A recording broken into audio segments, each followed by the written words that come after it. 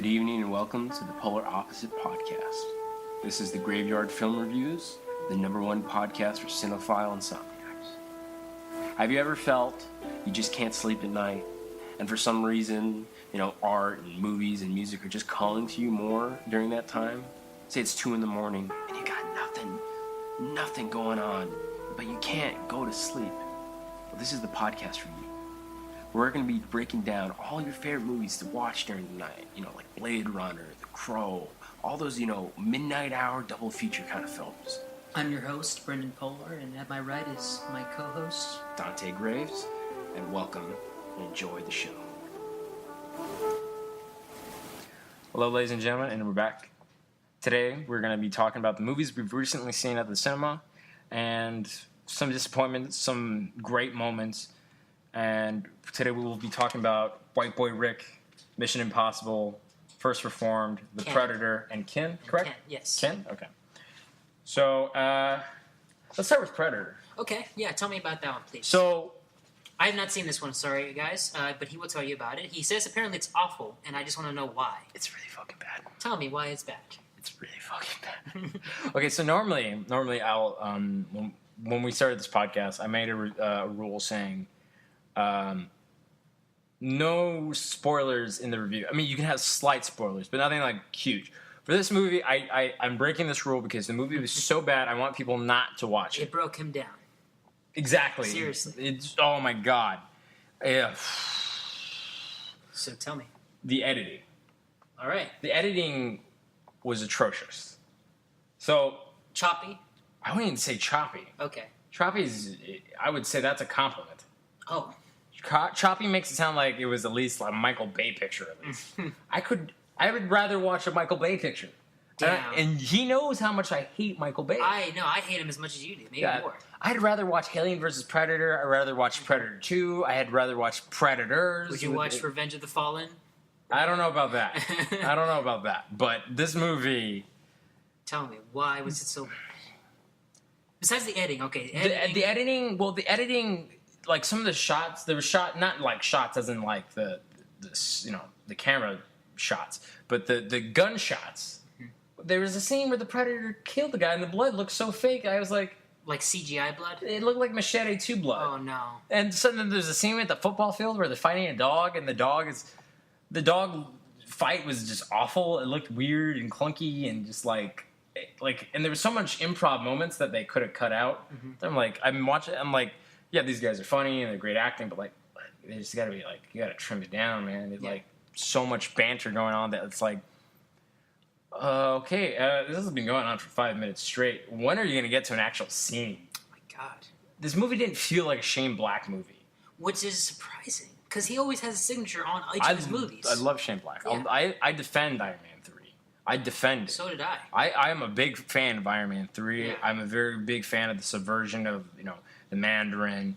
I love Kiss Kiss Bang Bang. Nice Guys. Nice Guys, I was about to say that. It was a phenomenal movie. Mm-hmm. Ryan Gosling and Russell Crowe in that movie. So great. The direction of that movie is great. Yeah. This movie did not feel at all like a Shane Black movie. There's maybe things that have hints of a Shane Black movie. So if they hadn't shown his name on the title card, you wouldn't have known. I've forgotten for a whole second. Wow. There was a whole few scenes. I'm like, who directed this speech? Oh, that's right, it was Shane Black. I don't think it was him. I think it was just the edit. It was mainly the edit. And then there's the ending. Yeah. The ending is awful. It's awful. There's a thing that ties it up for another fucking sequel. Okay. And the effects for that ending, it was like he puts on this new suit of armor, and the armor looks it looks like PlayStation 1 graphics. Okay.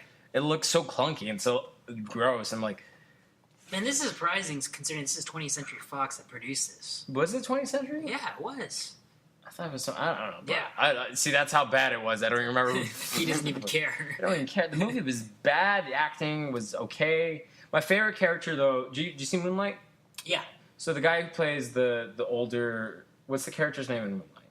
I haven't seen Moonlight in a while. But so the older version of him, like the more like 50 Cent, thug drug dealer version of that character. Yeah. He plays one of the characters. Yeah, he plays a character named Nebraska. The actor's name is Trevante Rhodes. And he's really good in it. He's actually in Predator? Okay. And he's one of my favorite characters in the movie. everyone else in the movie, I could give two fucks about. Okay, what about like Keegan-Michael Peel or whatever his name is?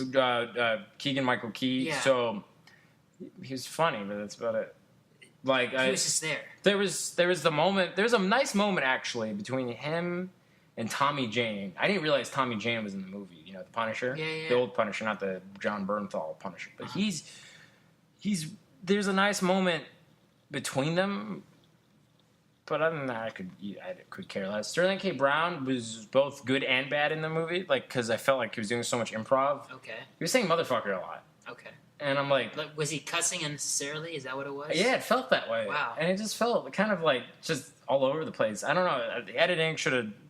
I'm not blaming the actor at all. Mm-hmm. And he did. I think he did good, but I also thought he did bad. And then there's a scene where he dies, and you're not sure if he's dead, and they never come back to it.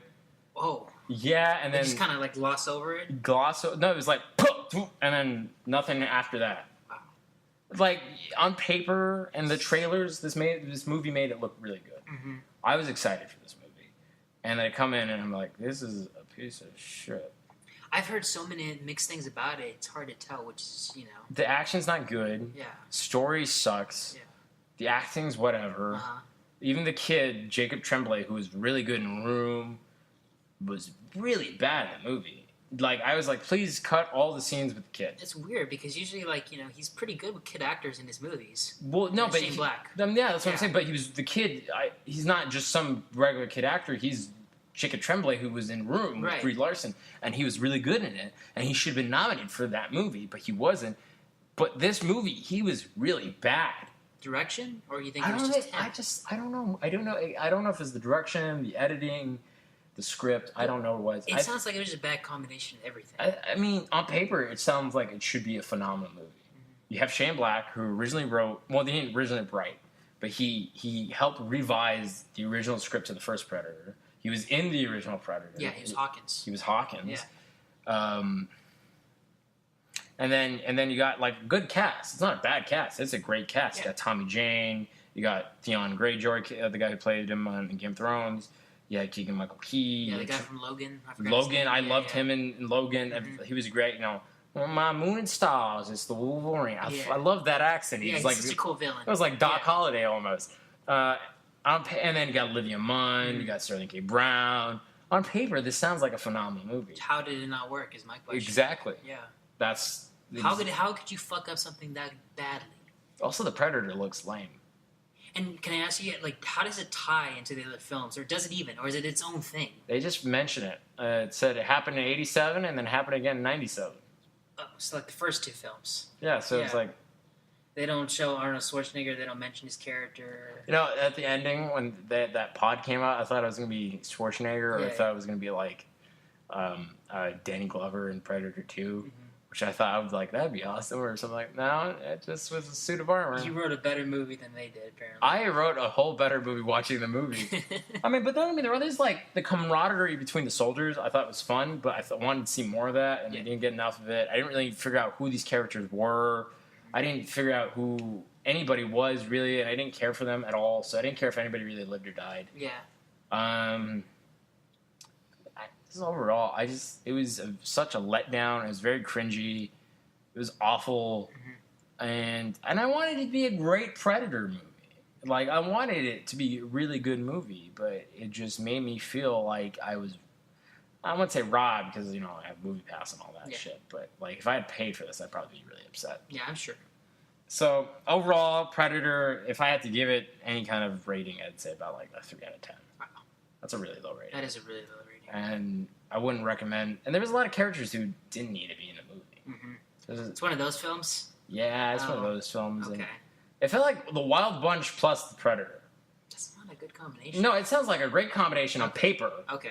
And then they did this movie, and it didn't feel like how I just described it. Because the Right. thing in your head, like, oh, that sounds kind of cool. Mhm. It didn't feel like this movie.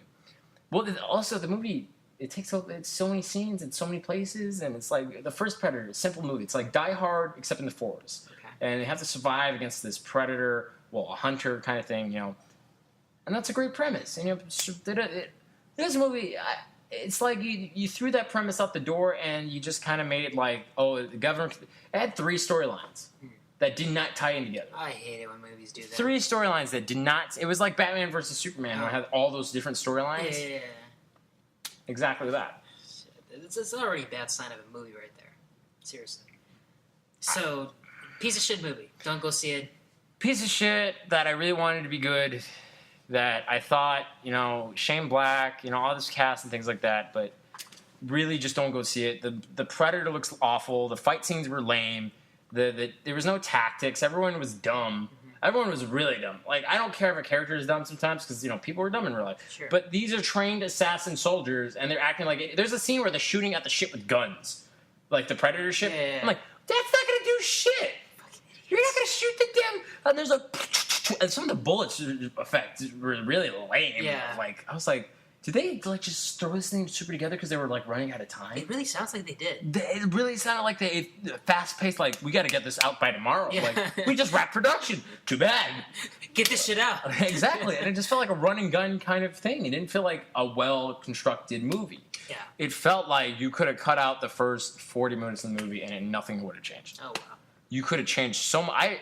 I was just so disappointed by the movie. It was just cringy. No, I totally. Only Sam Grace, not even the acting from him, but Trevante Rhodes' character as Nebraska, he had a good arc. Even though we didn't get to really know that much about him, he had a very good arc. So in the scene, like the whole movie, the beginning of the movie is like, what are you in here for? Oh, I shot my CEO, which is commanding officer, and then we find out the commanding officer is him, so he shot himself. So why'd you shoot himself? And it's like, and then that's what the doctor said. And I'm like, okay. And every scene, he's smoking a cigarette. Every scene, like aggressive, like chain smoking. And then the last scene, he coughs up blood. I'm like, wait, he didn't get hurt. Oh, he has cancer. Oh. And then he kills himself to save everybody. And I'm like, oh, that was a cool roundabout. Right. That was the only saving grace for me. And Okay. it was really cool that moment. Uh-huh. But other than that moment, the whole movie just sucked. it sucked. Sucked a bit. It sucked. It just the edits were bad. The shots were bad. It's Shane Black who should be the frontier of I'm gonna make this movie Right. a really good movie. I'm gonna make a very clear and strong direction. I'm gonna have a voice for this movie. It didn't feel like that. It felt like a studio picture. It felt more of a studio. I felt like maybe they saw his cut and they wanted something else from it, and they just recut it together, or I don't know. I don't know what was wrong with it, but the film did not feel like a Shane Black movie, and that's sad to say because he's a cerebral, smart writer. Yeah, he really is. Hear him talk about Lethal Weapon, Yeah. The Long Kiss Goodbye, The Last Boy Scout. Even though that movie's not that good, he still talks about cerebrally. Did I say Lethal Weapon already? You said Lethal Lethal Weapon. Weapon, the Kiss Kiss Bang Bang. He's always on top of his game. He's Yeah. a great, strong writer. Yeah. So it just... So how do you mess it up? I think just studio. That's what I'm thinking. Studio. I think that was mainly the issue, or he just, not every writer can always hit its mark, Right. Everybody's gonna trip and fall sometimes. Yeah, sometimes, but this movie just... I don't know. So that's my thoughts. That's my okay. Well, I haven't seen it, but funny enough, I felt very similar about Ken, which it's okay. So this movie is interesting because I don't know if it's being hyped right now. I thought it was, but you told me that maybe. Well, just from my perspective, Right. I didn't hear anybody talking about it. I didn't hear any of my friends saying, "Oh, I want to go see that." Yeah. And even the marketing looked really lame. Yeah. So. No, that's the thing is I saw the trailer and it looked pretty interesting. And I mean, okay, I'm being biased here, but I saw James Franco in a couple scenes and I was like, okay, I kind of have to see it just to see him because it's been so long since we'd seen James Franco in a movie. I was like, I gotta see him again. It's not that long. Okay, maybe it's been a decent amount of time. I'd say since the Disaster Artist. I think It was almost last year, though. That's the thing. Kind November. of. Yeah. So. But anyways, I was like, okay, so it's got an interesting cast.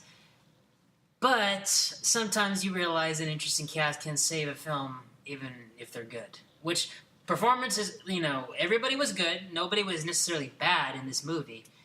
But the movie itself was just really, actually for an action movie, it was slow and boring, I thought, for the most part. It's more of a family drama, which I was... Yeah, no, I know. I know. Okay, continue. Yes, I know. I knew that was going to be your reaction.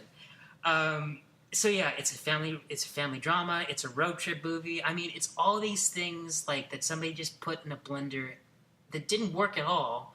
Just mixed them together and said, we're going to come up with something. And this is what they came up with. And I don't want to call the movie bad because I was entertained watching it. But there's so many things going against it. I mean, for one, you have all these characters that, like I said, the performances are fine. Everybody's good. But the characters have no arc.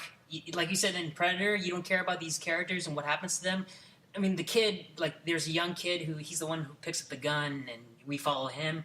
You don't give a shit about him. Like, you don't learn anything about his character. Like, you don't come to understand why he wants to do what he's doing. Like, there's so many, like, he has a lot of things, like, he has a lot of motivations, that he does in the film that you're like, what? Like, why are you doing that? Like, when a film is making you question a lot of things, like, with You or Predator, I was like, yeah, no, I'm already losing interest.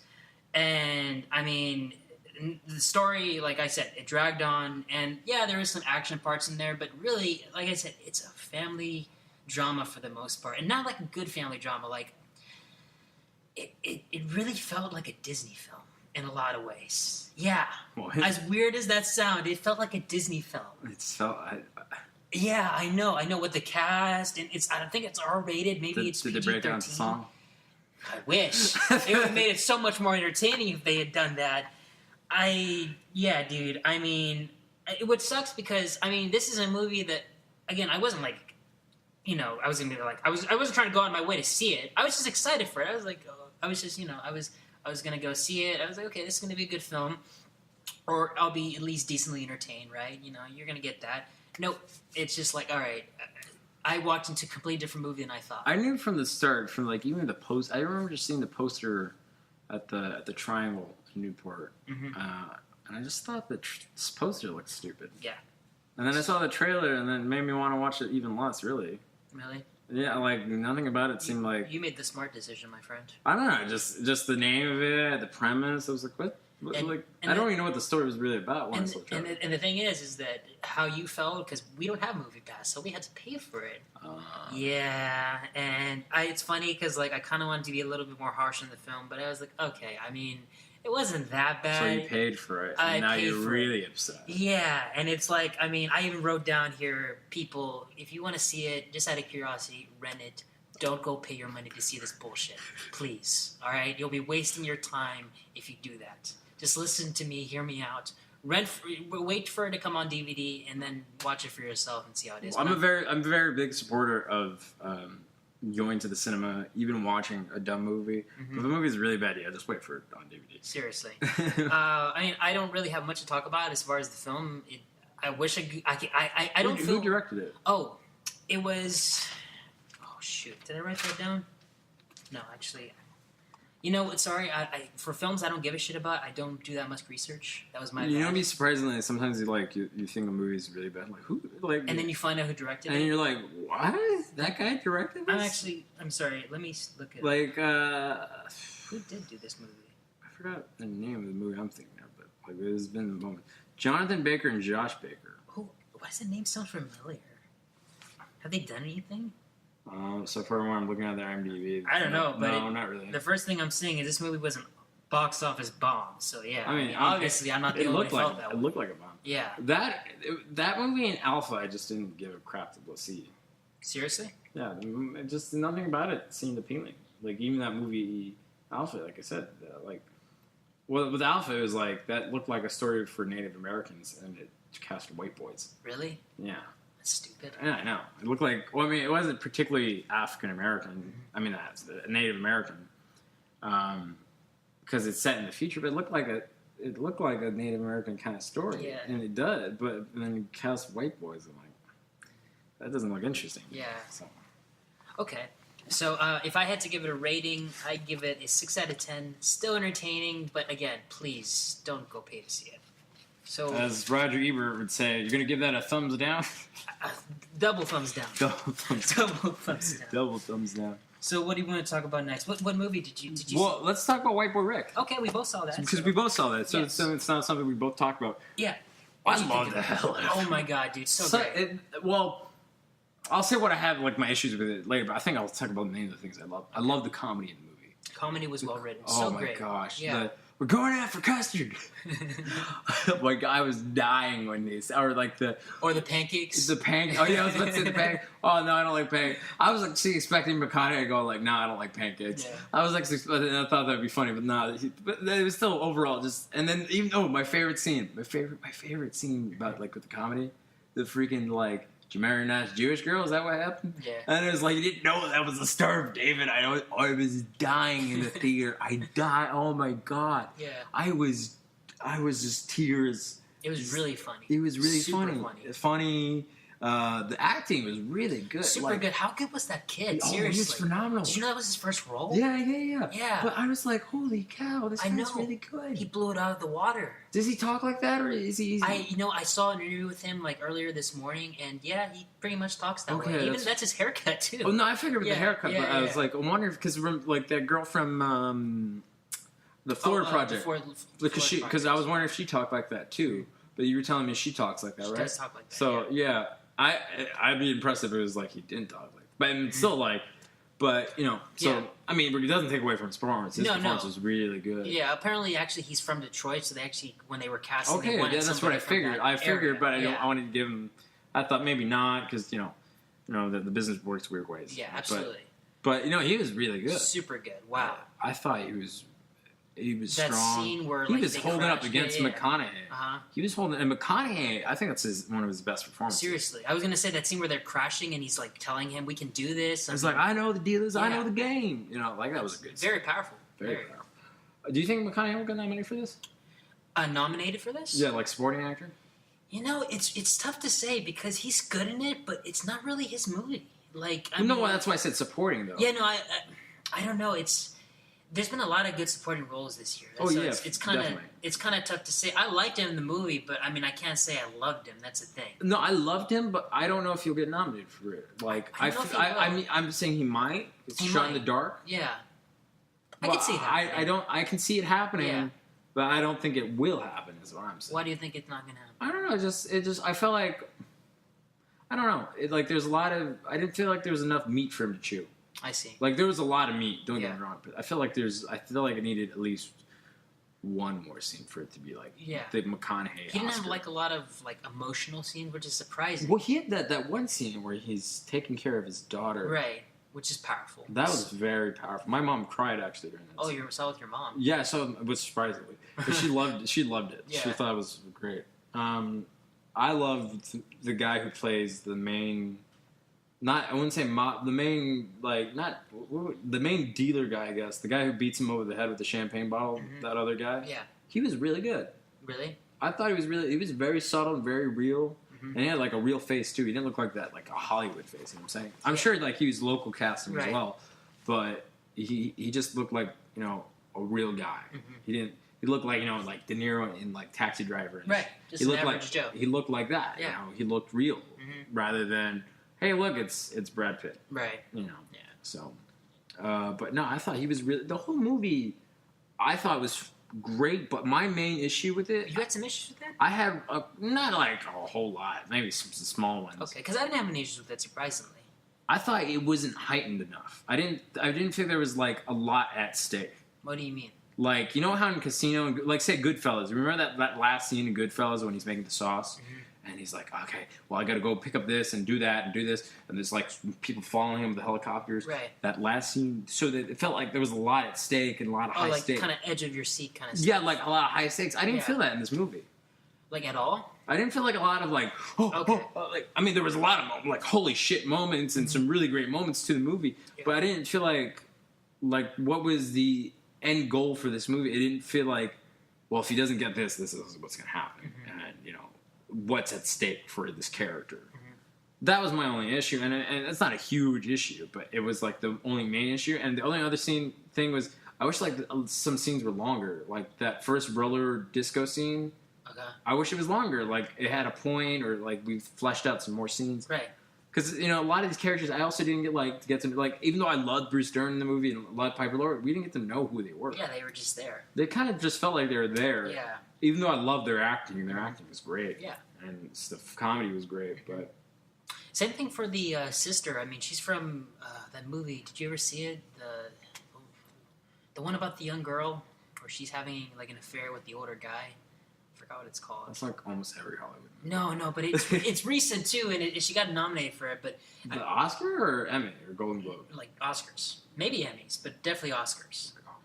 17, maybe something. And anyways, she was in the movie, but I didn't recognize her from that movie. But I just thought, okay, she's because they mentioned a sister a couple of times, right? But when she kind of came in the movie, I don't know about you, but I was like, who are you? Like, I'm sorry. No, I remember her. It's Yeah. just like it was just I didn't know. Like they talk about their mother leaving and things. Like why are they like never this? show her. They like why are they like this? That's the thing. We don't really know why these guys are like this. Like the dysfunction of their family. Yeah, Yeah. like I wish we got more in depth in that. And don't get me wrong, I thought it was a great crime thriller. Mhm. Like at the great '80s neon noir. Super, like that score, especially. Oh with that yeah, too. that was yeah. great. That Yeah. score, Super good. phenomenal. Yeah. Yeah, like no, this movie. It was like my kind of movie, and I Mhm. enjoyed it. I just wish there was more at stake. I just wish I got to know more of these characters. But other than that, phenomenal. Definitely 8 out of 10. Yeah. Definitely. What's funny is that was my exact same rating because I thought it was really good. I mean, okay, so a little bit behind the scenes, but like, did you hear about this movie? Like, it was on the what do they call it? The when unproduced scripts. There's a name for them. Oh yeah, the Hollywood blacklist scripts. Yeah, for 2015. 2015. Yeah, the movie got bought in early 2015 by Studio 8. Then they wanted to make it, and these two guys, I think they're brothers, Noah and No, the Millers. The Millers, the yeah. Miller brothers. Yeah, Logan they- and Nora Miller. yeah, they wanted to write it basically so you know a little bit about it to help. Well, I just know the who's wrote it. Right. I didn't know it was in 2015. But it was 3 years. But it was also their way of trying to like get the guy out of prison. You know, telling his story, telling what he went through. When you Well, Yeah. I was saying that when I came out of the movie, I thought it was bullshit that he was in prison that long. 30 years. That right? like for just selling, it wasn't like high distribution. No. It was like street corner shit. Mhm. It wasn't. It was like nickel and dime kind of shit. and the FBI used him pretty much. Yeah, and yeah. and so really, this is it's stupid. It's a fucked up story. It's a great movie, but it's a fucked up story. It's very fucked up. Fucked up Like, story. that pisses me off to know that like he was in prison for that long. And he still is. Even to this He's day. still in it? Yeah. Oh wow! I Yeah. thought like at least No, because no. they said he got in parole in 2017. That's what I thought, but I asked my dad because I saw it with him when we were talking about that. And he's been following that more than I have, and he said, "Nope, he's still in prison." I was like, "You gotta be fucking kidding me! Ain't that a shame?" But it doesn't take away from the fact that this movie is amazing. No, don't get me and you wrong. need to go watch it because it's incredible. Go watch it. Seriously. Buy the large popcorn. Get the AMC recliner seats. Yeah. And put that warm thing with get the pillow on your back of your neck and the nice blanket. Oh, you have a great time. So good. And get the half an iced tea with the lemonade with the peach inside. Oh. You want me to go to the movies now? Well, I ever since I got the AMC stub list. Oh, dude, going to the movies has been great for me. Nice. I get rewards. This episode is brought to you by AMC, by the way. Oh yes, AMC stub list. $20 a month. You get to see 3 movies a week, and you see any kind of movie: IMAX, 3D, regular standard vision, and it's phenomenal. Nice. It's the best, tremendous. And I think it's better than Movie Pass. I still have Movie Pass because they won't let me cancel my thing. I'm a little hesitant about getting movie pass. Don't get Movie Pass. Okay. Don't get Movie Pass. Get the AMC. Okay. The AMC, you get more options, you get more rewards. And on my birthday, guess what? They sent me a large popcorn, large drink. Wow. For my birthday. I use that thing for the white boy Rick. And also, if you have the AMC rewards thing, the large popcorn is reduced down to a regular size popcorn. Cool. So if I want a large popcorn, just pay the price of a regular size popcorn. That's nice. That was like when you were working at the movie theater. movie theater, you got Yeah. the discounts. So it's the same thing. That's what's up. So what's up? All right. So, but yeah. So no, definitely go see White Boy Rick. Yeah. I think one of my favorite films of the year so far. It's by a French director, too. Did you know Yeah, that? I did know that. Yeah, At first, I was like, wow, who else did he direct? He directed something else recently. It was a war film, too. Yeah, 71. 71. 71. Yeah. I had seen that. I saw the AFI. I saw that trailer. I never saw. Was it good? Yeah, it's a good movie. I saw Okay. the AFI Film Festival, and it was really good. I think Nice. it got nominated for Best Foreign Film, I Oh, think. wow. I Right could on. be wrong. but I saw it at AFI, and it was really good. He was there. He was talking about it. Oh, like a Q&A? Yeah, it was a Q&A. I didn't get to ask him anything because I couldn't think of anything. I'm the worst when it comes to Q&As. I once asked Robert Forster, which movie did you like working on more, Alligator or Jackie Brown? And he was like, those are two different experiences. And which is funny because I know, well, I don't know him personally. Well, I mean, I've met him and I've had encounters with him 3 times. Yeah. But so I just felt like I made myself look like an idiot. But yeah, no, it's a good movie. Yeah. It's a good movie. Speaking of one of my favorite films of the year so far, you saw it recently. I saw it earlier this year. First Reformed, right? First Reformed. Yeah. First Reformed. So I saw it a few days ago, and I was very okay. I don't know how the movie. I gave it a rating. I thought about it. I don't want to talk about it yet.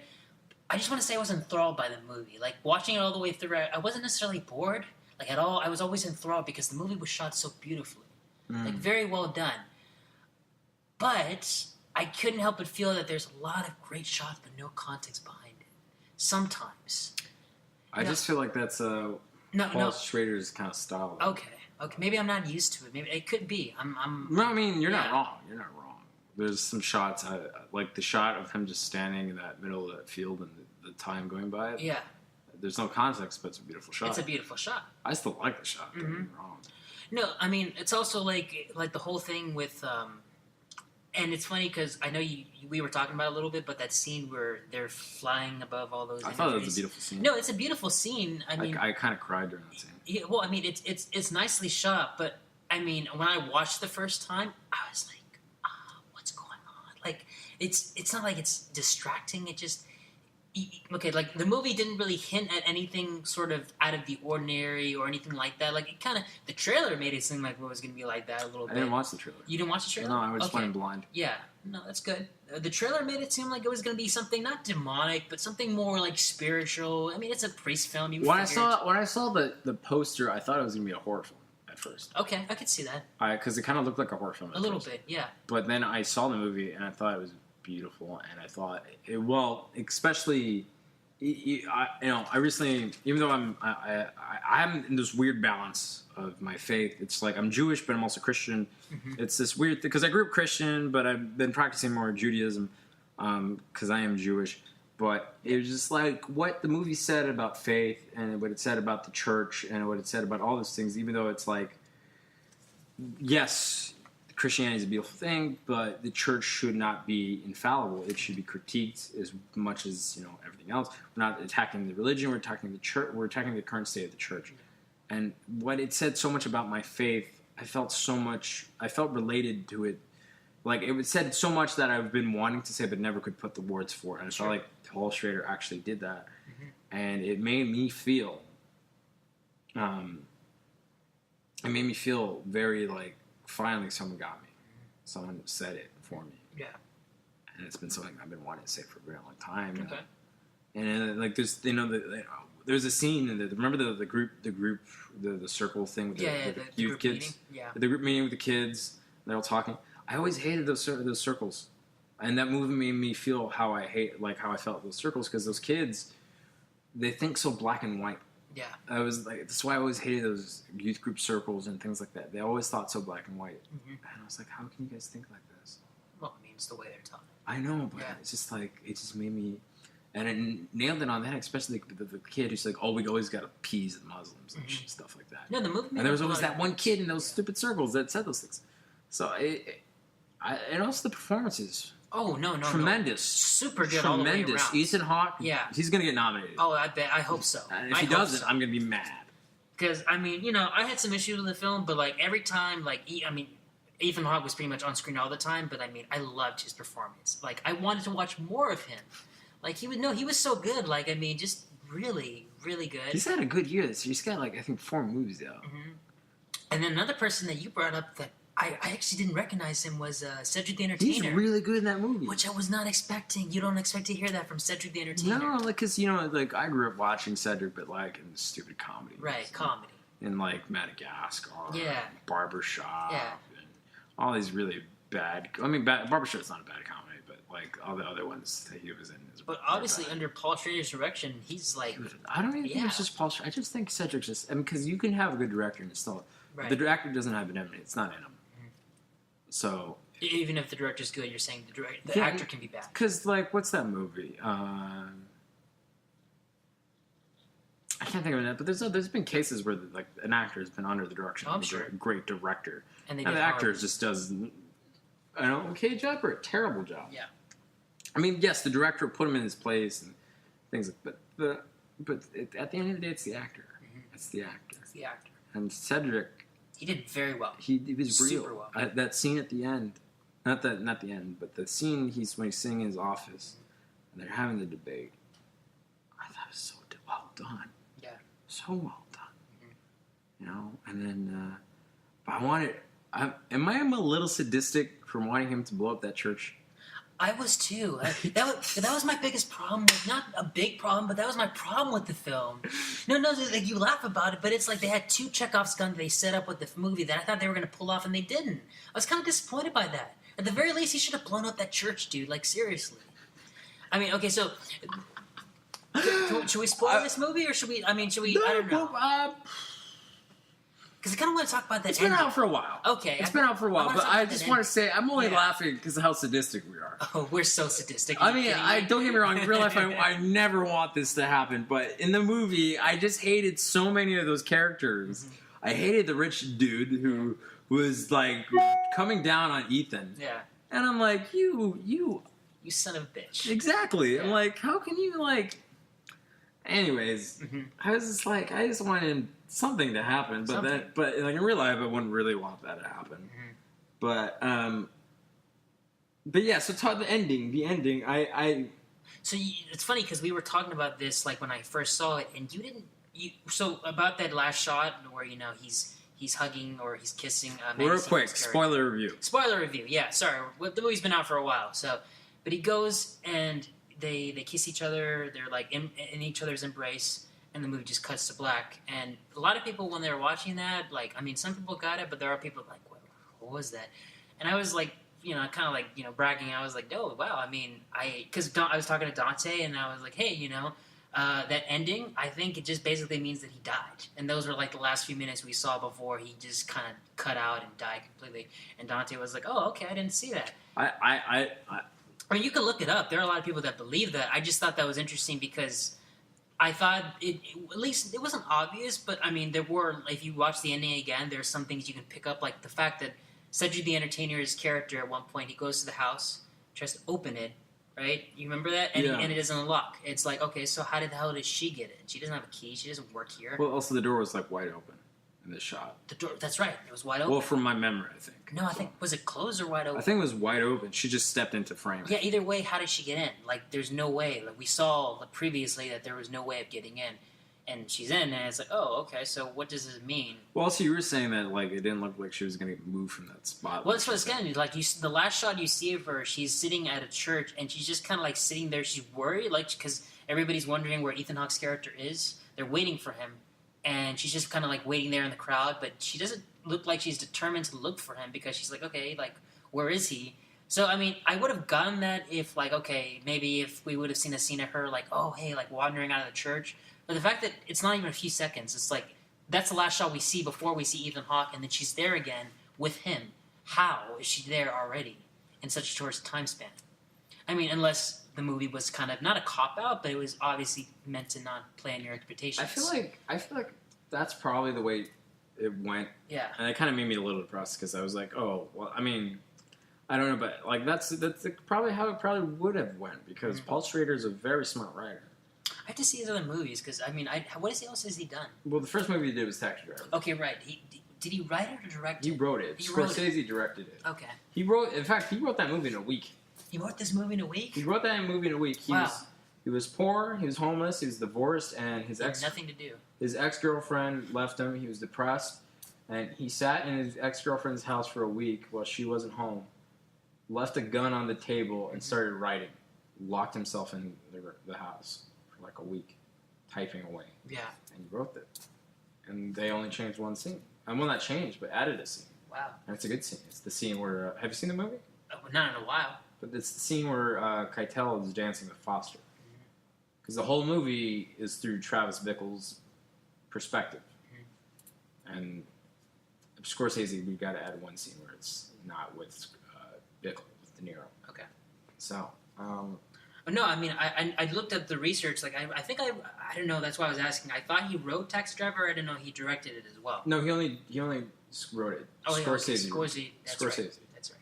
He also wrote, he's written a lot. He's had a long career. Yeah. He's had a long, great career. But it's, I mean, these are, you said they're similar, but to me, they are similar, but they're also two completely different movies in their own sense. So again, I mean, I'm not trying to say he just wrote the same movie all No, not at all. but they're similar in theme, they're similar in character, they're similar on superficial reasons, but they're not exactly the same movie. Yeah. They're not exactly this. They're similar in style, is what it is. Yeah. They're similar in style, but not substance. Absolutely. Because one's about faith, the other one is about depression and racism. So, two different complete movies, you know. So, Yeah. What would you give it out of curiosity? it was one of my favorite films, so I'm going to give it a 10. Okay. I give it a 10. I had nothing wrong with the film. Yeah. I thought, I mean, you may have not liked the ending. I loved No, it. nothing. I mean, like, you know, the movie, it's like, it's not bad. Like, I was really, like, seriously, it was so interesting, like, watching all the way through. Even when there were moments where I was like, okay, I don't understand where this is going. Like, I was just interested in watching, because Paul Schrader directs the shit out of that movie. Oh, I mean, it's some of his you can't best. deny that. He's not, you know, directorial wise. I haven't seen many of his. I've seen people handle his scripts. Mhm. I haven't seen him handle his own scripts. So I haven't seen many movies of him doing that. Yeah. But the ones he does, and I've seen, he's really good. He's a very clear direction style and voice. He is a director that says it all. Yeah. He spells it out for you, and not in this like force feeds you. Spells it out. He's a director that says, "This is me. This is who I am. This is who I am. Take me or leave me." Take me or leave me. And that's what I love about him because Yeah. he just it's like a dead body opened up on the floor. Sure. And that's how it is. He's that kind of director. So. Yeah. He's that kind of writer. Yeah, no, absolutely. He doesn't leave bullshit. He doesn't leave traces of hiddenness and things like that. No. I mean, the movie didn't feel incomplete in the sense that, I mean, it only felt incomplete to me because I wish I would have gotten to know about Ethan Hawke's character, because they mentioned a lot about his son dying, right? Is that what happened? Mhm. And that's apparently what drew him to coming to the church, right? Yeah, and it was they also hinted that. and then yeah. he was a veteran. And he was a veteran. You know, and But I wanted to learn more about that because I thought every time he talked about it was interesting. Like the 10-minute scene he has with the guy, and he's talking about that whole thing with his son. that guy's the only thing I don't like about him. Yeah, the Post Malone looking motherfucker. Yeah, Yeah. I didn't like him. Yeah, he was kind of whatever. Not the character, just the acting. Yeah, I thought he was all over the place. You could see the shot and reverse shot of Mhm. Ethan and the other guy. Ethan's being super still. He's not even moving his eyes, and you can see the vulnerability. That guy's all over the place. He's moving his head and shaking. He's distracted. yeah. His acting is very distracting. Mhm. He's not subtle. This is somebody who can tell you that too. I mean, I'm Yeah. not an expert on acting, but I know, you know, from what I've seen in acting and what Yeah, you I try mean, to you study. probably work with some bad actors too. I've worked with some horrible Yeah. actors, you know, but I've worked with some great actors Yeah. too. And then sometimes the greats even do bad too. Sometimes I've seen some great actors do bad. Yeah. Best acting I've seen was in person was Jim Perrick from True Blood and Suicide Squad and Okay. Fury. Yeah. He's not a big actor. Uh-huh. He's not a big actor, but he's done a lot. Sure. He works a lot, and he was very subtle when I worked with him that one time. It was in a play, and he was just he has a thick Brooklyn accent in real life, and Okay. then but in the play we did, he has a southern accent, and it was really real. It was really good, and he was just super still. He barely moved unless he had to, and that was something I've come to learn. Don't move Yet. unless it's necessary. Right. It's like always. It's The less attention you bring to yourself, the better, right? exactly.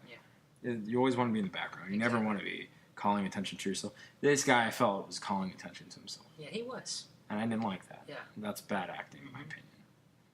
But besides that, the movie was fine. I don't love it as much as you do. I think I would give it like at least a 7. Like, I mean, it's not as high. It's not bad at all. It's just there are a lot of things that I just like the whole thing with it. Like the Ethan Hawke's character. Some of the shots, like I said, just didn't have any context behind it. The movie, no, not to call it bad. It just I wanted more, if anything. I wish kind of the movie was like only an hour and 45 minutes. It definitely desired more, but I still felt fulfilled from it. Yeah. I still, well, for me personally, I got what I wanted from it. No. So I mean, that's the beauty about Polar Opposites, the title, isn't it? Yeah, exactly. So, what did you want to talk about now? We saw a lot of movies. Well, I mean, I'm just gonna go real quick. with Okay, this sure. one. Mission Impossible I rewatched recently. Which one? The new one. Okay, I saw it a while back. What did you think of it? I saw the first time. I liked it a lot. I thought it was phenomenal. And then one day I was busy, and then I was waiting for a ride, and it was really hot, and I have the AMC thing. You can go to AMC and just walk in. They're so cool. You only have to give them the email. You don't have to use the app. Really? Yeah. So endorsement for AMC, by the way. I wish we were endorsed by AMC. But no, I went in and I was like, it was either Mission Impossible or Incredibles 2, and I saw Incredibles 2 already at the LACMA before it came out, and I loved the hell out of the movie. But I was like, well, I did miss the beginning of the first the new Mission Impossible, so maybe I'll go see Mission Impossible. Yeah. I went to go see it, and it's not as good as the second time. Really? I noticed. Yeah, I noticed there's a lot of things I picked up. A lot of things I picked up that like you didn't recognize. No, story-wise, I just didn't they connected. Like what? Because I hadn't seen the movie in a while, but you're talking about it. Just rewatching it, I'm like, oh, parts of the story doesn't make sense. Like, bring up an example. Can you think of any? Well, I mean, And the movie has problems. Don't get me wrong. No. I mean, they're not big problems. I still like the movie. Yeah, it's entertaining. I don't know. It just Do you have any problems with Henry Cavill at all? Is that like his character? No, I never. I thought the first time I saw him, I thought he was good. Okay. I thought he was a fine villain. I mean, I think he was the best villain ever. Mm-hmm. But I thought he was good. Like that fight scene in the bathroom is still a phenomenal fight scene. I am not super badass. That was like where he was like with his fist and the cuffs went back. I'm like, oh, I just loved how the Asian guy kicked their ass. Oh yeah, and then they shot him in the head. Yeah. I don't know. It was like we were saying. We didn't get enough out of each character. Yeah. Like why and this and that and motivation. But rewatching it, I said this the first time watching it. But Alec Baldwin's a pro. What do you mean he's a pro? He's a pro when it comes to he's the guy who just shows up and does his work and really nails it. Because watching that movie, I'm like, wow, he's really nailing this. Yeah. No, seriously. Even the second time going, I'm like, he's still nailing this. Yeah, I don't even remember his role that much because he was in the last one. But I he's just like the CIA. Yeah, CIA. Not the CIA. He's the main head of the MI6, Mission Impossible group point. Right. And he's really nailing this. I was like, damn, this guy's. I was so mad when they killed him. Like seriously. Yeah. Spoiler, sorry, but The movie's been out for a while. Yeah. The movie's been out for a while. I'm not saving it for you anymore. But no. Plus, who listens to us anyways? That's true. We're so lonely. But yeah, no, he's a pro. Tom Cruise is still good at it, even though how old he is. He's 50. I don't know. I can't put it together right now. It was like last week I saw it, but some things I just realized just didn't connect, didn't add up, didn't connect, and I'm like, I don't know. And some things that didn't connect from the last story. Yeah, no, absolutely. Like, I don't know. No, but rewatching, I'm like, this is still a good movie. Well, I liked it better than Fallout or whatever. Not Fallout. There was the one before that, Rogue Nation. I'm actually going. Like I said that the first time watching Fallout. Okay. But the second time, I'm going. I actually like Rogue Nation more. You like Rogue Nation? I like Rogue Nation more. I like actually. Protocol more. I don't like Protocol as much. Okay. I like it, but I think it goes for me. Rogue Nation, maybe Fallout. I got to rewatch Ghost Protocol. So maybe between those three. Those to me. I mean, I also like the Brian De Palma. But to me, the Brian De Palma the one with it's the first one. Yeah. And the first one, I think, is only good because of Brian De Palma and Jean Reno. Yeah. Is that his name, Jean Reno? Jean Reno, yeah. Yeah, so Jean Reno. I love him. Mm-hmm. He's great at Leon. So, yeah. He was the villain in the first movie, right? Yeah, him and John Voight. Yeah. Spoiler. From a movie from 20 years ago. But no, he's really good. But I think Brian De Palma is because I don't like the Abrams one, and I definitely don't like the Woo one. The John Woo one is really bad. The worst. That's the worst. Don't go full Woo. With the doves. Though, I mean, don't get me wrong. I love a lot of John Woo films. You know, Hard Boiled, The Killer, The Better Tomorrow 2. Wait, did he direct? I don't remember. I don't know. But he's a great director. But his American cinema films, I think only Face Off is his only good film, American film. Really, a lot of people even have problems with that movie. Well, that movie's fun. Right. It's stupid fun. Okay. Like people say, "Oh, the movie was fun." Yeah. But that movie's like stupid fun. That Yeah. movie's like, yeah, you know. Exactly. But yeah, so No. I mean, overall, like rewatching, I'm like, it's not as good the second time watching. It's a great first time viewing movie Yeah, absolutely. because it's more of an adrenaline thrill ride. Because it's a lot of the cuts and a lot of the scenes are like edited as like a roller coaster almost. Uh-huh. And that's how I felt for that first one. Then second time viewing, I'm like, since I've already been on the roller coaster. Yeah. But then again, I feel like I'm a little harsh with it right now because also I wasn't really paying attention all that much since I already saw it, and I was only there to cool off and wait for my ride. Sure. But I still saw it as that. You know, I still was picking apart the little things. Okay. So a lot of things just they didn't connect. Also, how come this team this time, the Mission Impossible team, the Squad Force, how come it's so small this time? It was only like 3 guys. Well, it's funny because they didn't bring back Jeremy Renner from the last movie. Yeah, well, that one I knew that, but like I was like, it's gotta be more than Benji and Ving No, Rhames. they introduce a lot of people that they don't bring back or mention at all. It's like, okay, the only thing I can think is the actors didn't want to come back. That's Is the only that, or reason. they just didn't want to bring him back? Maybe, yeah. But I'm sure that one dude wanted to come back. Which dude? The guy from the Abrams film that was like Yeah. the other Scottish dude. Yeah, the not, what's his The face? non-Simon Pegg. Yeah, the Or non-Simon like Pegg. Cinema Sins likes to call it, knockoff Simon Pegg. Yeah, exactly. So, no, discount Simon Pegg. That's Discount what- Simon Pegg. I was like, that's a perfect title. But, yeah, so...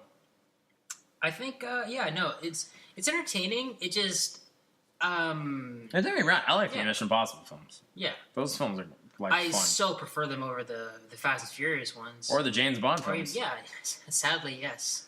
Except for Casino Royale and, And Skyfall. but out of the whole 4 films versus their 6 film they're on, right? Yeah, 6 film. I'd rather watch the Mission Impossible films, cut out the 2, The 2 first halves. not the 2 first halves, like Second and third. second and third, Yeah. and then to me, you got me. Like I'll watch those 4 rather over the James Bond 4. Yeah. So. It's because the James Bond films are so serious. Yeah, they are. So it's like I'll watch them, but then I'll feel depressed afterwards. Yeah, like listen to that, Like Sam that Smith first- song. Oh my god. Or not even the Sam Smith song, the Chris Cornell song. Oh, that too. That, especially since he just died. I'm like, it's a great song, but I'm like, Chris Cornell. What? and then the beautiful, what's her name? The Bond girl from Casino Royale. I forgot her From name. Dreamers. Yeah. What's her name? She's beautiful in that movie, and she dies, and it's heartbreaking. I don't want to see that for every film. Like, that's every James Bond film at this point. Pretty much. Something depressing happens in those new ones. Yeah. So, but anyways. So, do we go over all the movies we talked about? Yeah, those are the movies. All right. Is that on your list? Yes, that's all the movies I have. Well, then. Well then, On to TV. onto TV. What have you seen recently? I recently watched, and it's really good. It just came out. Mhm. It's the new season of BoJack Horseman, Okay. and a lot of people I know Haven't seen it? either loved BoJack Horseman okay. or think BoJack Horseman is the stupidest show ever. Really? Yeah. I heard the show's very popular. Well, because that first season is not great. Okay. The first season is like I haven't seen it, by the way. I'm sorry. So you're It's- telling me about it. it's a phenomenal show. It strikes depression, it strikes loneliness, it strikes working in the business of Hollywood and the falseness of Hollywood and all how all that feels and nihilism and the meaningless of life sometimes, the repetitiveness, the monotony, a lot of great symbolism on that show, a lot of great, this phenomenal writing. Yeah. And that's what I love. I think animation's doing really well. Like, people complain about Cartoon Network and how cartoons are dumb now, but I think animation right now No, is... we're at our finest, I think. yeah, writing-wise, Seriously. phenomenal. Like, Adventure Time and BoJack Horseman and, Lego... Even the Lego Batman movies. Yeah, the Lego Batman movie was super good. That made me cry. Yeah. That made me cry. Yeah. And, like... Didn't like it as much as the Lego movie, but still good. No, Lego Yeah. movie's phenomenal. Yeah. But I would go... Next movie after that you watch is definitely Lego Batman. Yeah, for sure. Because the movie made me cry. The movie made me, it was great writing. But BoJack Horseman, which ironically, Will Arnett also plays the horse in BoJack I Horseman, know and he's Batman. the voice. Yes, And Batman. yeah. So, but though I would say Lego Batman is the better DC films out of the recent DC It's kind of films. sad to say, but yeah, he's got a point. Yeah, He does. But Yeah, we'll talk about that. There's something else about we that. can talk about it another time. We talk about DC too much. Yeah. But no, the BoJack Horseman, the first season is not good, and I can see why it's not good. Did you think it wasn't good, or you just heard it's not? No, I know it's not good. Okay. Like, admittedly, I was off the bat. I liked the show, and I liked the humor. Yeah. But I just thought, it's like, this first season's not that great. And then you watch the second season, and then it hits you harder. It's funny. Sometimes the show will have a rough first season, and Well, the next season that follows so much better. Yeah, but no, Yeah. the second, like, because the first season has a 50-something on Rotten Tomatoes. Oh wow, And the second season has 100. it's a huge difference. That's a huge What, they difference. changed writers in a year? or Not something? changed writers, Yeah. but they went deeper. Mm. And then you... So 'cause that's the probably first- a good thing for them. The first season, you hate the Yeah. character. You hate the character. But the second season, you understand him. Mm-hmm. And you actually empathize with him. And you actually kind of realize and reflect upon it. You are BoJack So Horseman. it makes you appreciate him. Right? Not appreciate him, because he's still a piece of shit. Mhm. The character's awful. The character's the worst. Mhm. But you understand him more. Right. And you empathize with him. Mm-hmm. You sympathize with him. And he makes you feel deeper. And this new season had a scene where he's just talking. He's at a funeral for his mother, Mhm. and he's talking to he's giving a eulogy, and he's the only one talking the whole movie scene, the whole show episode. The shot's just on him. It doesn't change shots of like other people. It's just him talking for like a whole episode, and it hits you. Oh my god! And it's a really well written episode. There's a whole episode from the last season or the season before. It's entirely silent. Really? There's no dialogue. I mean, there's dialogue in the beginning, Mhm. and the rest of the episode, there's no dialogue. Wow. It's underwater, and it's like, That says a lot about a TV show. Seriously. and it was it's the best episode. Yeah. It's the best episode, and it's phenomenal. And Uh-huh. the whole show, it really hits a lot of marks. It hits a lot of, and the acting, is really good. It's voice acting. The voice, it hits so much at an emotional core, Mhm. and it's such a good show. It's such a good show. That new season, I mean, I feel like every season they've gone so far, Yeah. they're dark. Those first 3 seasons are really brutally dark, Mhm. and then the 4th season goes a little lighter. It's still Oh. it's still dark, Okay. a little lighter. Yeah, that's a good change of pace. And then the 5th season, I feel like BoJack gets more of a redemption. Okay. I mean, he still doesn't mess up things as he usually does, but he's starting to clean up a little more. His act. Yeah, Yeah. but it's such a great series, Nice. and that 5th season. Wow, they're on their 5th season. Wow. Is it 5th or 6th? I don't even know. Okay. I've lost track. But Yeah. It's a great show. They've had a great run. But Obviously. great cast. Yeah. Great, great, phenomenal comedy. Mhm. It makes me laugh. Yeah. But the cast too is great. You know, they got Alison Brie from Community, right? Yep. Glow. That's her name, Alison Brie. Alison Brie. It's got Aaron Paul. Aaron Paul. Paul F. Tompkins. Yeah. It's got Patton Oswalt, Will Arnett. And it's got Big cast. Rami Malek. A couple episodes. They got a lot of. Christian Slater was on one season. Yeah. Big cast, great cast, phenomenal cast. Yeah. Like you hear the voice act, it's great casting, great stupid jokes too. It's like the jokes are stupid, but they're fun. Mm-hmm.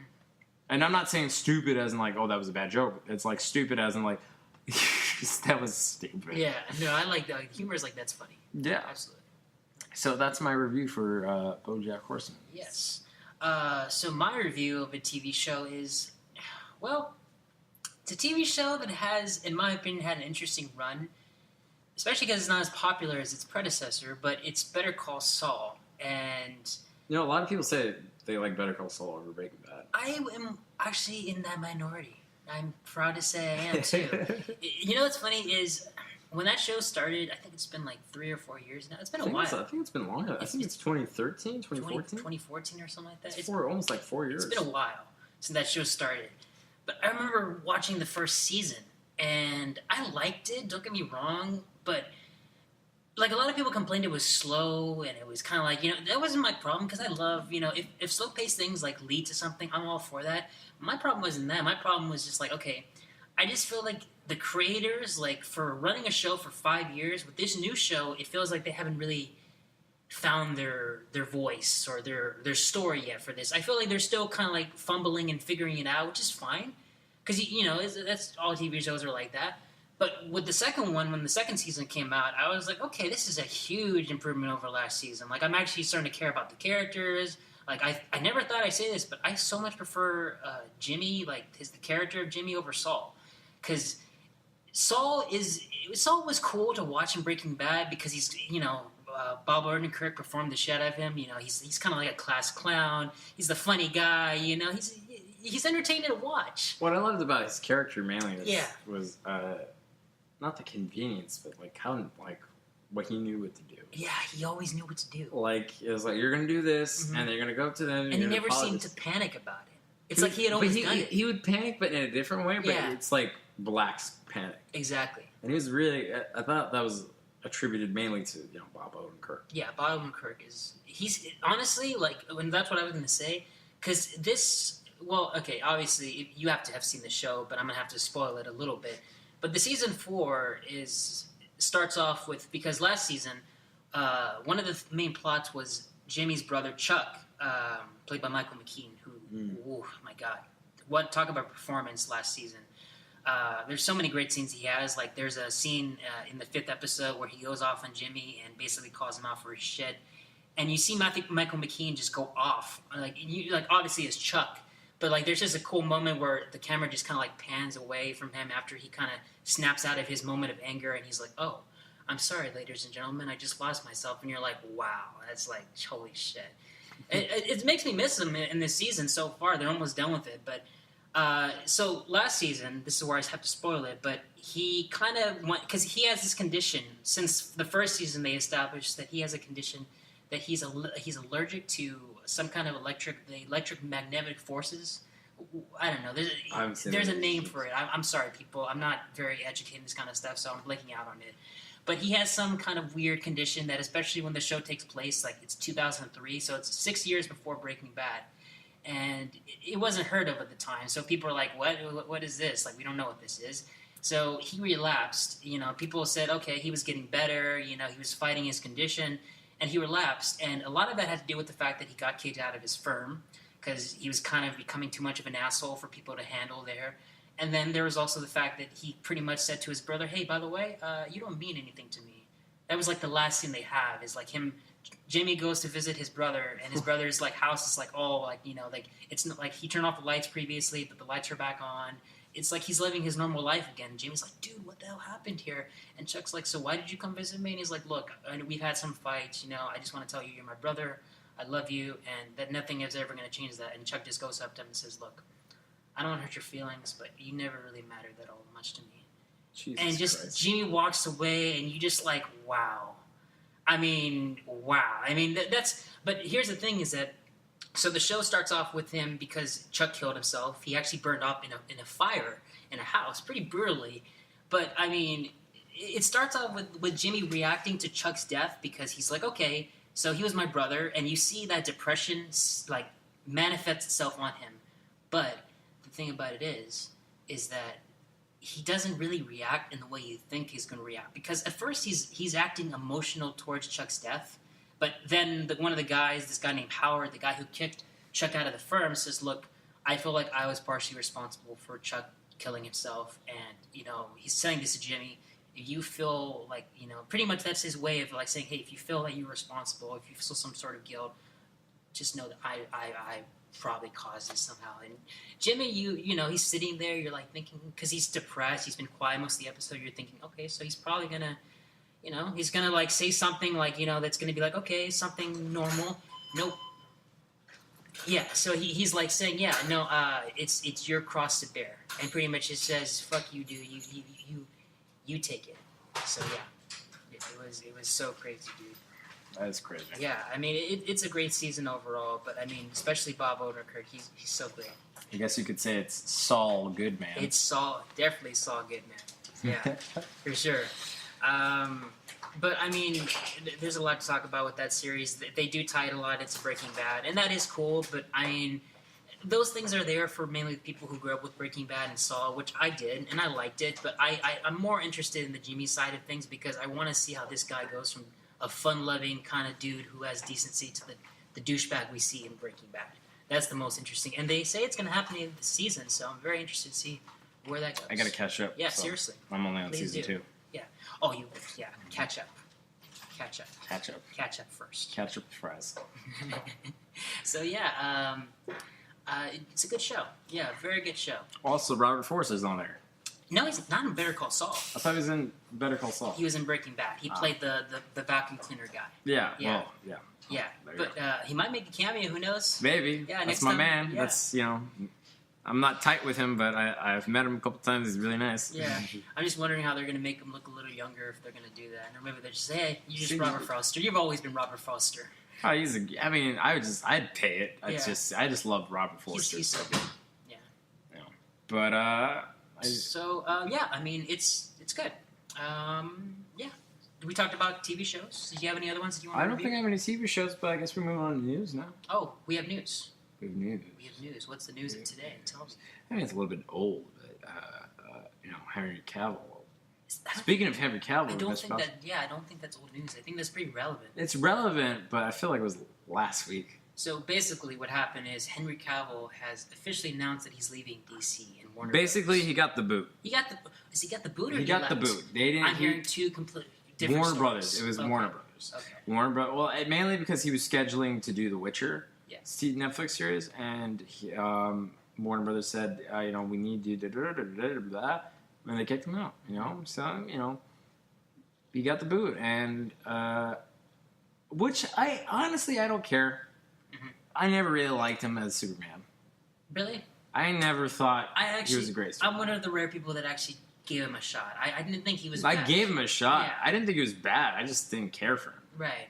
I could care less about his. And I don't. That's the thing is I don't blame Henry Cavill. I give him. He has balls for walking out. Like, well, I guess he got the boots. Never mind. I was gonna say. I originally heard he walked out, and I was gonna say, dude, I mean, you got balls for doing that. I don't because he loved the character. Yeah. He loved playing with it because he said in the interview like I would love to do this comic and that comic. Yeah. So I don't think he left. I think he got the boot. He just got the boot. He got the He boot. just said, "We're done with you." That's what said. We don't know the full story, but Yeah. that's from what I've read and things like that. And Warner Mhm. Brothers released a statement from. But did you hear the rumor? And it's just a rumor. I don't think it's true, but that Michael B. Jordan is I heard about that. not in talks, but they're considering They're him. considering him playing a black Superman. Which I'm like, at this point, I don't care. I would pay to see it, even though it's not comic accurate. Okay, It's not even about the. you can't just reverse the white roles for the black roles, even though we do that for black roles I all know the time. all the time. Fucking nerds. But like, no, I mean, I nothing against Michael B. Jordan. Actually, I've been praising Michael B. Jordan lately. Oh, yeah, but, Kim is Killmonger. yeah, Great. but I mean, just I don't think he would be suitable for that role. I just don't think it's good for him. Nothing against his race or anything. It's just why do we have to recast Superman because of something stupid as this? I just thought it was just stupid. Well, there's another rumor that I don't know if you knew about, but it's either they want to go with a black Superman or they want to make a Supergirl movie. Well, that's what I heard about the Supergirl. Why make a Supergirl movie when you have a TV show already? That makes no sense. Now Why you're just, have another Flash with another Flash movie if you already have a Flash I TV guess show? that's a good point, but I mean, Money. That's why. yeah, we did talk about that before. But seriously, dude, I mean, it's just I mean, Well, speaking of like another person getting the boot was who else got was the boot? was well, not he didn't get the boot. I think Ben Affleck's on his way out. I as thought he's Batman. been on his way out. Well, I think now is officially he's on his way I've been out. hearing that since like last year that he's like, I don't want to do this role anymore. Well, that's what I've been hearing, but I think it's now becoming official. Okay. Now it's becoming official. Now it's becoming more legit. Sad Affleck is really Sad Affleck, yeah. Well, because I think because of his rehab is becoming. Man, he's got a drinking problem. I didn't know that. Yeah. Well, that I knew because if you watch like those, the party of dinner 5 kind of thing with John Favreau. Yeah. You see him drinking a little too much in that scene, in those Really? scenes. Yeah, like he's drinking like beer after beer and then margarita. Uh huh. He's drinking a lot in that show. Mhm. But yeah, no. So I think it's because his insurance is becoming too much to pay for. Really? And it's like we can't afford him just being strung out like this. We have to like, So. Yeah, no, absolutely. But John Hamm wants his spot, and I'm down for that. Yeah. I'm down for a John Hamm Batman. He's definitely got the right looks and charismatic charm to him. To play that Don role. Draper. I Yeah. mean, like him and Mad Men. Mhm. That's Batman all over. Like it's Bruce Wayne all over. All over. All over. But I mean, Face, neck, and chest. yeah. Oh, okay. Well, let's not get there. Okay, let's keep this. I always have to go there with you. Last time it was Tom Hardy's dick, wasn't it? Stop. Sorry. Anyways. What else were you gonna say? No, but I think he will do great. I mean, I don't know. It's just we haven't got the full story on either of those things, but like I would definitely see, John Hamm as Batman. And but speaking of Batman, also Joaquin's Joker. Have you seen the stills from that? Oh yeah, I think it looks so good. Oh my god, he is born to play the Joker. Yeah. He's gonna kill it. And I was actually having a debate about somebody who said, I saw the set photos. I thought they looked alright. I was like, What? Get out of here, You dude. don't know what you're talking That's about. what I Other told him. person That's in what I- Brendan's that's conversation. what I told him. I was like, you're full of shit, dude. Oh my gosh. Yeah. Joaquin's Joker. I just from those photos, I can tell he's better than Wa- Jared Leto. I I know you're in the minority. I'm in the like minority. Tim. I like Jared Leto's Joker, but I'm not saying he's better. I think he's gonna do. It's just two different Jokers. Sure. It's the Joker will be better for sure, Yeah. but performance-wise, I think Jared Leto's Joker was great. Mhm. It's just his character choices was not a good Joker. Yeah. So, but it's just overall the film. The film looks great. The cast looks great. The direction, the producers, everything about it. Yeah. I'm just excited. Me too. Like he lost so much weight for that movie. He did. He lost so much weight. Mhm. I think. I mean, it's Joaquin And Phoenix. also that Yeah. Do you see that interview with him and the sister's brother? No. So there's an interview he's doing for a press junket for the sister's brother, Mhm. and he's doing this smile reaction towards somebody's question. And it looks so He's Joker-y. got the smile. I was like, oh my god, this is awesome. Two words from I some was- epic stuff. Yes. I was freaking. Yes. I was like, oh my god. Yes. But no, he's gonna kill it. Yes. He's gonna kill Yeah. it. So is that for it for your I movies? think I have one more actually. Okay. It's a retro. You don't have a retro movie? I don't. Okay, but I have a movie we've both seen Okay. that I've showed you actually. Okay. Was it last week? Yeah, last week was the 20th anniversary of my favorite movie of all time. Yeah. True Romance. Yes. Yes. Yes. Yes. Our movie. Yes, our movie. I love that movie. Yes, it's so great. It's the performances. If you haven't seen this movie, I know a lot of people haven't, and there's a big group of my friends who I think are cool for watching it have. But it's my favorite movie of all time. Mhm. It's influenced my writing. It's influenced my style Same of here. clothing. Absolutely. It's influenced my relationships. It's influenced so many things. But also, what I love about the movie is I feel like Clarence. Yeah. So the main character, Clarence, played by Christian Slater. Christian Slater. He is a white. He's a white boy who grew up in Detroit. Who's a big Elvis fanatic, and he's this nerdy comic book cinephile. He's pretty much Quentin Tarantino. It was written by Quentin Tarantino, directed by Tony Scott, Okay. and Christian Slater's character is a loser, pretty much. He's a nerd. Nobody likes him, and He's got a girlfriend. he doesn't have a girlfriend. A girl wants to go on a date with him. Yeah, Patricia Arquette. Patricia Arquette, who's beautiful, sexy, amazing, talented in this movie. Yes. She deserved an Oscar. She did. She deserved her and Dennis Hopper. Mhm. So she's a prostitute. She's a prostitute. She's a prostitute. She comes in, bumps into him like, oh hey, it makes it seem like an accident, but she's actually hired to be there. Mhm. And then they fall in love. They get married, and then he finds out she has a pimp, A pimp. and who's played by Gary Oldman. Played wonderfully. Oh, Wow.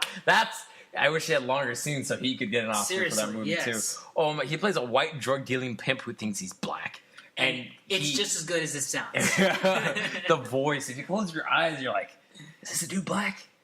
And it's phenomenal. Yeah. Like the just he nails it. He So nails it, kills it, wanks it over the head, and he only has that two scenes. He only Two has scenes. two scenes, and he steals the show.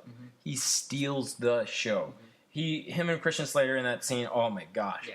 And so he kills the pimp, and he accidentally grabs the wrong suitcase because he's supposed to grab her suitcase that has her clothing in it. Right. And the suitcase he grabbed was a suitcase full of cocaine, and the cocaine happens to be originally possessed by a mafia led by Christopher Walken. Who also has James Gandolfini, Yeah. the dude from Goodfellas. I forget his name. Yeah. Paul Victor Argo. Yeah. Big Sicilian, a lot of Sicilians, a lot of hardcore Sicilians that went and play on gangsters and things like that. Yeah. And they want to kill Christian Slater, so they're on the lam. And the best part of this movie, it's so out there, so weird, but so beautiful. That also, who convinces Christian Slater's character to kill Gary Oldman's pimp, Gary Oldman pimp, is Val Kilmer as Elvis Presley. Yeah. And that's such an amazing moment. Like, you really gonna go around and let that fucking let him live like that? And I'm like, oh my god. Yeah, the movie is. I mean, and I haven't gotten to the full cast yet. I'm just gonna list it just like from beginning to end, from order of appearance. You got Christian Slater. You got that girl from The Crow who plays the mother. You got Patricia Arquette. You got Dennis Hopper, Christopher Walken, James Gandolfini, Victor Argo.